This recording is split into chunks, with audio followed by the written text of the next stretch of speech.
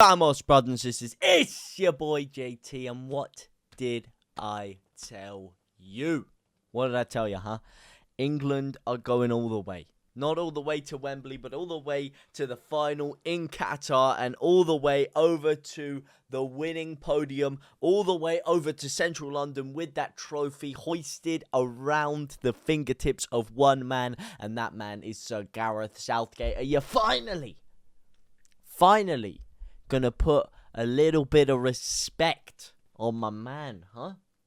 A little bit of respect. All I've been hearing this whole time, oh, Gareth Southgate can't play any kind of offensive football. Oh, Gareth Southgate is boring. We don't score from open play. We don't do anything. We're terrible. Da da da da da da da. 6 goals. 6 beautifully well-constructed goals, and don't go and turn around now and start telling me all this yippy-dippy-doodah about how it's only Iran, okay, because this is an Iran side that before the game, everyone was telling me, hey, you got to fear out for these guys, those Iran, they're no mugs, mate, they're no mugs, 20th ranked in the world for a reason, mate, they're on good form right now, there's some serious danger in that. And like I said, I know there is problems with their whole government, and obviously the game started off with their own fans booing their own government, and their players aren't exactly in tune with it. So I know there's stuff going on there. Of course there is. You do have to take a caveat for it. But at the end of the day, they're in a World Cup, and they're playing to win. And unfortunately for them, they came up against the greatest side in international history. All these dons that you question whether they're going to do the business always seem to just turn up when it matters. Harry Maguire. Oh my God, he was sensational today. Sensacionable. Okay? And it's very, very unfortunate, actually, that he got injured. He did have to come off injured. I hope it's nothing too bad, but when you look at his face, it looked like the face of a man who is going to be out for the rest of the World Cup, and that is not something we can afford. We looked a lot more shaky without him in it. I know at times going forward he looks like he has about as much balance as a drunk man in stilts, but without him, we showed no composure back there. We looked a little bit like pure gym settings at the back, open for business 24 hours a day. And Iran had a couple of chances. They did have a couple of chances. They missed a couple. They scored a beauty of a goal. And they got a ridiculous penalty at the end. Ridiculous penalty. Never a penalty at all. He's got in between Stones and Shaw. And he's just dove to the floor like he's been poleaxed. And he has barely been shoulder budged. Meanwhile, in the first half, you've got both John Stones and Harry Maguire getting absolutely rugby tackled, absolutely sent to Suplex City in the middle of the box. But oh no, that's not a foul, is it? That's not a foul. Ridiculous refereeing. VAR is a shambles. It's an absolute disgrace. We saw it in the first game. We've seen it in this game. The VAR occupied in this tournament does not fill me with any confidence whatsoever. And we already see their despise for the Western world and the FA and everything that a lot of our country or our national team or the Western national team stand for. So I don't really trust that when push comes to shove, that they're not going to potentially use the VAR in order to screw us. I don't know.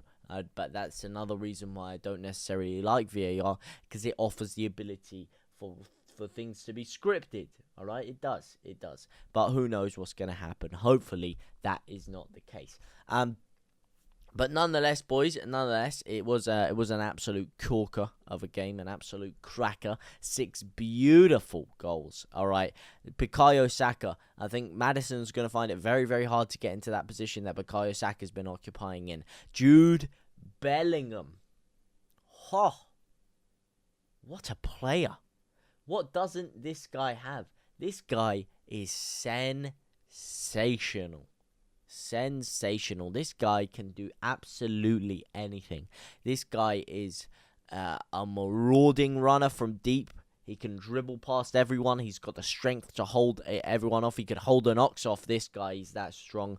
The pace in the attack, his distribution.